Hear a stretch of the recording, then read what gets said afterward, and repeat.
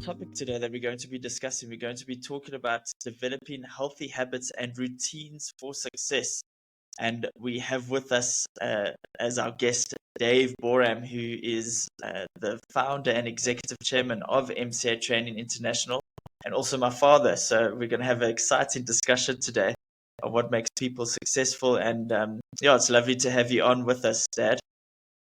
Thank you. Thanks, Raynor. It's nice to be here again. So, as I mentioned, we're going to be talking about developing those healthy habits and those routines to get us successful in our lives. So, the first thing that I thought that would be a good starting point for us to discuss is obviously the way that many people perceive success might be quite different to, I think, what you might think success is or what you feel success is and how you would define success for yourself personally. So, I'd like to ask you, how do you, as Dave Boreham, define success in your life? Well, it's a good question. Raynor, for me, success is being able to live my life in my own way. In other words, being able to live my values, being able to live what's really important to me, being able to live it in the way I can live it, and using the time that I have available to be able to live my values and to experience uh, joy and happiness in my life. Because that's what happens when you align what you do to what you value. The overall emotional state that you feel is one of happiness. That to me is what success is all about. I know a lot of people who feel they're successful, and you've even heard it in my coaching with executives. I've heard a couple of few say, I've put my ladder up against the wall. I've climbed this ladder. I've gotten to the top of this ladder, only to find that it's been against the wrong wall. And that to me is not success. I think it's very hard to feel successful when your ladder's against the wrong wall. You might have all the fancy cars and the flashy houses and lots of money in the bank account, but I think if you're not happy at the end of the day, it's very hard to feel successful. Yeah, Having the sorry, go flashy ahead. cars and everything else, there's nothing wrong with that. But if you've achieved it not in line with your values, those flashy cars and everything else aren't going to mean much to you at all. All on the outside, there's nothing on the inside. It's very shallow. But if you've achieved what you've wanted to achieve in line with what you value as a human being, then those things that you have achieved will become more meaningful and more valuable to you as a person. Yeah, yeah, definitely, I agree. And I like the way that you sort of summarized being successful is being able to live your life in your own way, which I think a lot of people that sort of thing would excite them and they'd agree with that. That's, yeah, that for me, that's successful. That's being able to live my life in my own way, doing the things that I enjoy, etc. I think a lot of people might argue that it's very difficult to do that. I think when they might say, I've got my bills to pay, I've got a boss who's telling me what to do, etc., etc., and so on. Or maybe my spouse is telling me what I need to do on my day off, or whatever the case may be. But so they might feel that it's quite difficult for them to live life in their own way. I don't know what advice you might give to someone that has that sort of way of thinking or sees things in that way, or is struggling with that. Well, I think if you suggesting that it's difficult to live one's life in one's own way when you're reporting to a boss or you're tied up with family issues and various other things, again, to me, being able to live your life in your own way is about, are you free to do the things you really and truly want to do? Are you able to do those things that align with what you value as a person? Now, you can align with what you value as a person working in a business. You can align with what you value as a person being with your family, etc., etc. It all depends on what you value and what's important to you. And if what's important to you does not align with what you're doing at work, you need to ask yourself the question, well, why are you still there? And of course, I often will say, people will often say, but I need to pay the bills. And I say, sure, you need to pay the bills, but why are you still there? What makes you think that you can't achieve all this working for yourself or doing your own thing or being what you really and truly want to be? Because if you ask people what they really and truly want at the end of the day, it'll be things like happiness, peace, freedom, love, kindness, understanding, etc., etc. those things or those emotions, if you like, because they're all emotions, can be experienced when you're actually living your life in your own way. I think then obviously to live your life in your own way, to get to this point, to get this to this point of success, I think most people are going to ask now, how do I do that? What are the things that I need to be doing on a day-to-day basis, essentially? Because that's what a habit is, isn't it? It's doing things every single day and regularly and consistently. So Yeah. what are those habits? What are those routines? What are those things that I should be doing every single day to get to that point where I can live life in my own terms and in my own way? Well, I think, Raynor, first of all, getting up early is a very powerful aspect of successful people. So they rise early, and the reason why they rise early, it's a time where they're at peace, where you can collect your thoughts, where you can get into the routine of a successful day. And what I mean by getting into the routine of a successful day is I'll always start my day by gratitude. What are the 5 things that I'm grateful for that particular day? And I'll jot them down. These are the things that I'm grateful for. And I do this every single day. I then do my meditation, my mindfulness, if you like, getting into the present, experiencing the present, experience what I'm feeling and experiencing in my body and in my soul and in my heart. And then I actually do my affirmations, and my affirmations will reflect on things that are important to me, that align with what my goals are, and so on and so forth. I revisit my goals. I do a little bit of studying. I do some exercises and things like that. That's all part of starting a day in a good way. Then the second part is you've got to make sure that you know where you're wanting to go.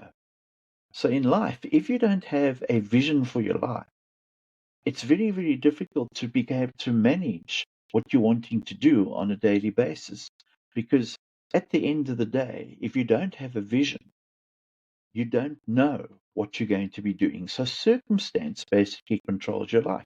So if the phone rings, we answer that. If email pops up in the inbox, we answer that. If this person wants us, we answer that, etc., etc. So we're running around doing all these things, but really not going anywhere at the end of the day. And the next day we do the same. The next day we do the same. So it's really important we know what our vision is. But before we even look at what our vision is, we need to know what do we value as a human being so that our vision aligns with our value. It all needs to be value fed at the end of the day. And then what is our purpose? Why are we here? What are we wanting to do with our lives, etc., etc. Now, when you know where you want to go, you can then break that down into bite-sized pieces as to how you're going to achieve it. So, part of that might be I'm going to be reading a certain book, maybe for 3 or 4 or 5 pages a day. Maybe I'm going to get up and do a kilometer of walking or 100 sit ups or whatever it might be. It depends on you. You build the capacity. But it's these little things that get bigger and bigger and bigger and bring about greater and greater and greater success in our lives. And so it's having those little habits that we speak about: mindfulness, gratitude, visualization, exercise, um, being able to act on our goals, etc., etc. Those are things that we do daily to move us towards where we want to go. Yeah, that's great. And that I've got little kids, as you know, I've got my 2 young daughters. So getting up early, I've got that one down pat already. So that's great. I don't have much of a choice, but yeah, that's great advice, Dad. I really like that. And just those things that you do every single day, it makes a huge, huge difference for us in our lives. So I think the next thing then is, so taking all these routines and these habits that we should be developing in our lives to get us towards a more successful, meaningful life. How do we then go about developing those things as a habit? Because obviously we've heard of the habits of like biting nails and doing those other things that aren't really going to get us anywhere. These sort of nasty habits. How do we develop these good, healthy, worthwhile, meaningful habits in our lives? Well, Reno, again, Every single one of us has 24 hours every single day. And it's not different to anybody else. We all have 24 hours every single day. What you do with that 24 hours is going to determine where you go in your life. Now, in order to do that, one needs to plan. So if I'm going to get up at 5:30 in the morning, or whatever the case may be, what am I going to be doing at 5:30? Is that when I have my what I call a phrase that was phrased by or penned by Anthony Robbins, who said, "My hour of power." Am I going to use that hour of power to do my gratitude, to do my meditation, to do my prayer, to do my exercise, or not really exercise, that comes after that, but to do your study and all those sort of habits that you do on a daily basis, and then to go and do your exercise, etc. You That's got to be planned. It's got to be part of my routine for the day. And if I put it into my diary and it's part of my routine, it becomes eventually after a while a habit. I don't have to think about it. It's not difficult to do any longer. It's far easier to achieve because it's become a habit. And that's what we're talking about successful habits. So successful habits will be things like gratitude, studying, praying, being mindful, um, setting goals, working on those goals, etc., etc. That's what we mean by successful habits. And if we're achieving something and wanting to achieve something, and we're not quite sure how, part of that is to study and find out how, so that we can move forward towards where we want to go. It takes a lot of hard work at the beginning, doesn't it, for us to establish these habits? But by the end of it, and once we get it going, it becomes easier and easier. It becomes just part of our everyday life. And I always know that people, and when things are hard to do, we sort of very hesitant to go after them and to work towards that and to accept that for our lives. But I've always known, I've always been brought up with the fact that those things that are the hardest for us to do are always the most worthwhile at the end, because they make most of the Yeah, difference, and they're the most fulfilling, and they really they satisfy us more as human beings than anything else. yeah, that's very true. And I think that at the end of the day, there's a lovely little acronym called DAP, DAPP, which stands for discipline, activity, persistence, and patience. It's doing these daily things on every day, the persistence, the activity, and then having the patience to know that as you do these things and as you grow yourself, you become more valuable. And the more valuable you become as a human being, the more value you attract.